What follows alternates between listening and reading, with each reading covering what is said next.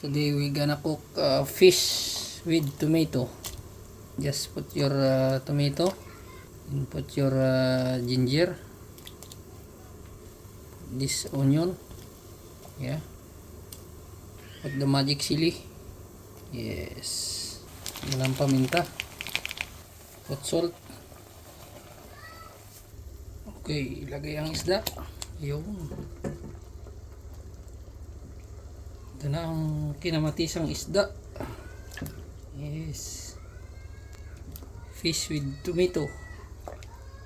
Okay, boil natin yan 30 minutes. Ito na, sarap. Ito na, nangyari ng hula. Sarap, panalo. Lagay ang talbos ng kangkong. Yun. Okay, ready.